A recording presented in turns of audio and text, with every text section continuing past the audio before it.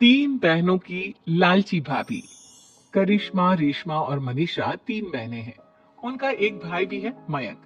मयंक अपनी बहनों को बहुत प्यार करता है, लेकिन मयंक की पत्नी सविता इस मामले में मयंक से बिल्कुल ही अलग है। वो अपनी ननदों का जितना बुरा कर सकती है उतना बुरा करती ही रहती है और अपनी ननदों पर हुक्म भी चलाती है। करिश्मा, करिश्मा, तुमने अभी तक नाश्ता नहीं बनाया? तुम्हारे भैया को ऑफिस जाने में देर हो रही है। हाँ भाभी, बस अभी बनाती हूँ। करिश्मा, तुम ये ढीलापन छोड़ दो। कल को पराये घर जाना है। वहां अगर तुम इस तरह से काम करोगी तो लोग क्या कहेंगे कि माँ ने और भाभी ने कुछ सिखाया नहीं। और तुम्हारी दोनों बहनें कहाँ हैं? अब रेशमा मार्केट गई है और मनीषा सो रही है। क्या? सुबह के 8 बज रहे हैं और ये महारानी अभी भी सो रही है? ये कहते हुए सविता अपनी सास दुर्गा देवी के पास जाती है। माँ जी, देख रही हो अपनी बेटियों के तौर तरीके? क्या हुआ बहू?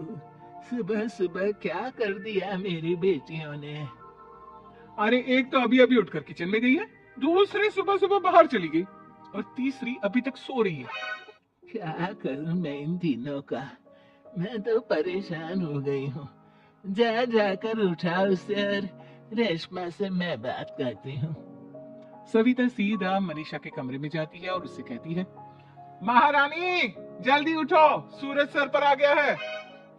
भाभी, थोड़ी देर और सोने दो ना, मैं रात को लेट सोई थी। वो क्या है ना, यूनिट टेस्ट चल रहे हैं। शराफत से उठती है या नहीं, या फिर पानी की भरी बाल्टी डालूं तेरे ऊपर? नहीं नहीं भाभी, मुझे बिस्तर में नहीं लाना, उठती हूँ मैं। मनीषा जल्दी से उठकर बाथरूम में चली जाती है। सभी आराम से बैठकर नाश्ता कर रहे होते कि तभी रेशमा बाजार से हाथ में सामान लिए आ जाती है। रेशमा को देखते ही सविता उस पर बरस पड़ती है। लो, आ गई महारानी। ऐसा भी क्या सामान लाना था जो सुबह आंख मलते ही बाजार की तरफ रवाना हो गई? भाभी, कल आप ही तो चीख रही थी कि घर का सारा सामान मुझे ही लाना पड़ता है, घर में किसी को भी किसी काम से कोई लेना देना नहीं है। अब मैं बाजार जाकर सामान ले आई तो आपको इस बात से भी तकलीफ हो रही है? देख रही हो माँ जी, अपनी बेटी की जुबान कैंची से भी तेज चलती है। और मयंक, आप तो कुछ कहेंगे नहीं अपनी लाडली बहन को? रेशमा, अपनी भाभी से ऐसे बात नहीं करते। चलो माफी मांगो। भैया, मैं क्यों माफी मांगू? आप भाभी से बोलिए ना कि हम पर कम हुक्म चलाया करे। हम इस घर की बेटियां हैं और आपकी पत्नी की ननद है, नौकरानी नहीं। लो, कर लो बात। इनकी भलाई के लिए कुछ भी बोलो तो इन्हें बुरा लग जाता है। इस घर में यही इज्जत है मेरी। देख लो माँ जी, आपकी बेटी किस लहजे में मुझसे बात कर रही है। सविता वहां से चली जाती है। मयंक को बहुत गुस्सा आता है, वो भी वहां से चला जाता है। फिर करिश्मा रेशमा को समझाती है, रेशमा, तुम्हें भाभी से माफी मांग लेनी चाहिए थी ना। लेकिन दीदी, मैंने कुछ किया ही नहीं, तो मैं माफी क्यों मांगू? हाँ करिश्मा दीदी, रेशमा दीदी जैसी ही घर में आई, भाभी ही उन पर चिल्ला रही थी। हाँ, मैं मानती हूँ कि गलती भाभी की थी। मैं तो इसलिए बोल रही हूँ कि भाभी ने माँ को तो पूरी तरह अपने वश में कर लिया है। वो हमारी बात सुनती ही नहीं। मयंक भैया हमारे लिए हमेशा खड़े रहते हैं, इसलिए उनकी बात का मान तो तुम्हें रखना चाहिए था ना। कोई फायदा नहीं दीदी, कुछ दिनों की बात और है, भाभी उन्हें भी हमारे खिलाफ भड़का देंगी। फिर वो भी माँ की तरह हमारी किसी बात का विश्वास नहीं करेंगे। इसी तरह सविता अपनी तीनों ननदों को किसी न किसी बात पर परेशान करती रहती थी। एक दिन मयंक अपनी तीनों बहनों के लिए गिफ्ट लाया। करिश्मा, ये तुम्हारे लिए हार का सेट। रेशमा, तुम्हारे लिए सुंदर सी ड्रेस। और मनीषा, तुम्हें किताबें पसंद है ना, तुम्हारे लिए किताबें लाया हूँ। थैंक यू भैया, थैंक यू भैया, थैंक यू भैया। करिश्मा, तुम्हारा नेकलेस कितना सुंदर है, ये भैया कहाँ से ले आए होंगे? मैंने भैया को 3 दिन पहले फोन पर ये डिजाइन दिखाया था और आज भैया ये ले आए। सविता तो अपनी ननदों के गिफ्ट्स देखकर जल गई और करिश्मा का नेकलेस तो उसे भी बहुत पसंद आया था। अपनी बहनों के लिए कितना अच्छा नेकलेस लेकर आए हैं, मुझे कभी कोई गिफ्ट नहीं दिया। मैं आज ही ये हार चुरा लूंगी। रात में सविता करिश्मा का हार चुरा लेती है और इसी तरह उसे अपनी ननदों की जो भी चीज अच्छी लगती वो उसे मांगती नहीं, बल्कि रात के अंधेरे में चुरा लेती।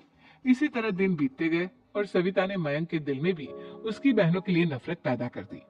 एक दिन मयंक ने करिश्मा और रेशमा के लिए रिश्ता देखा और ये बात उसने घर में सबको बताई। माँ, करिश्मा और रेशमा के लिए बहुत अच्छा रिश्ता आया है, वो लोग कल इन्हें देखने आ रहे हैं। आप और सविता मिलकर सारी तैयारी कर लेना। ये सुनकर करिश्मा और रेशमा खुश हो जाती हैं, लेकिन सविता सोचती है, अगर इन दोनों बहनों की शादी हो गई तो घर और बाहर का काम कौन करेगा? मनीषा तो एक नंबर की कामचोर है, उससे तो किसी बात की उम्मीद लगाना ही बेकार है। मुझे इस शादी को रोकना होगा। अगले दिन सभी लड़के वालों के स्वागत की तैयारी करने में लगे होते हैं। तभी मयंक अपनी बहनों से आकर कहता है, तैयार हो गई तुम दोनों? देखो दोनों लड़के बहुत अच्छे हैं, मैं कोई कसर नहीं छोड़ना चाहता, इसलिए तुम उनके सामने अच्छे से बिहेव करना और अपनी भाभी से लड़ने मत लग जाना। करिश्मा, तुम वो नेकलेस पहन लो ना जो मैं तुम्हारे लिए लाया था। भैया मैं बहुत देर से वो नेकलेस ढूंढ रही हूँ, लेकिन मुझे मिल ही नहीं रहा। क्या तुमने नेकलेस खो दिया?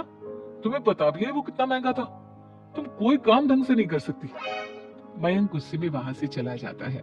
थोड़ी देर बाद लड़के वाले भी आ जाते हैं। वो दोनों बहनों को पसंद कर लेते हैं और रिश्ता पक्का हो जाता है।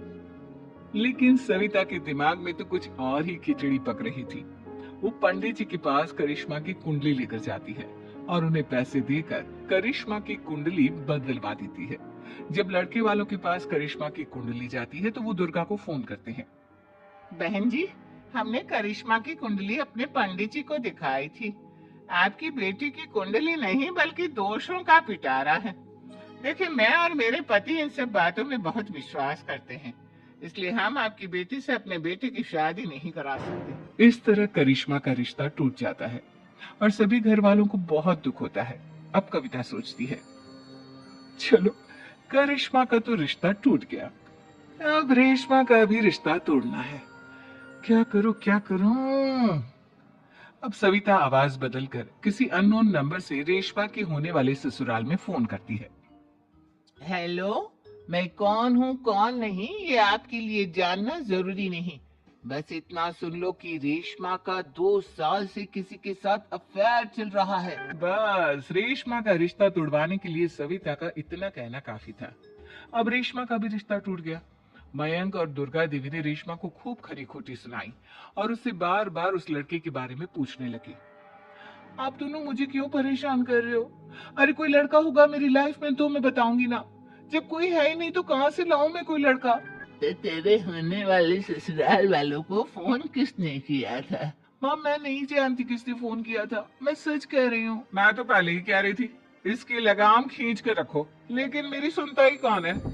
आप चुप रहिए भाभी, ये सब आपका ही किया धरा है। अब तीनों बहनों को विश्वास हो जाता है कि ये सब उनकी भाभी ही कर रही है। तीनों बहनें अपनी भाभी को सबक सिखाने के लिए एक वकील कर लेती है और घर में हिस्सा मांग।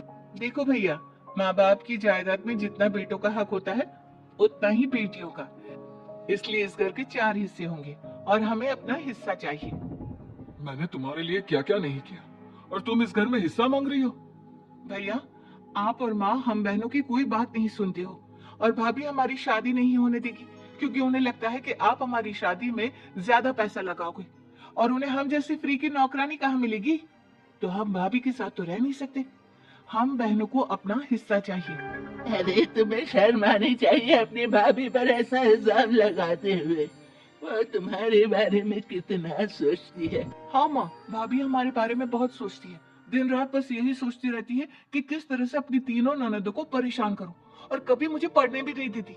दोनों बहनों का रिश्ता भी तो इन्होंने ही तोड़वाया है और रात में हमारे कमरे में आकर हमारी चीजें भी चुराती है। इसी तरह सविता की तीनों ननदें अपनी बात पर अड़ी रही। अब कोर्ट में तारीख भी शुरू हो गई। जब सविता को लगा कि उसकी तीनों ननद इतनी आसानी से नहीं मानने वाली, तो उसने अपने पति और सास को सारी सच्चाई बता दी और अपनी तीनों ननद से माफी मांगी। मयंक और दुर्गा को भी अपनी गलती का एहसास हो गया। अब सविता खुद करिश्मा और रेशमा के लिए अच्छा रिश्ता ढूंढती है और उनकी शादी करवाती है।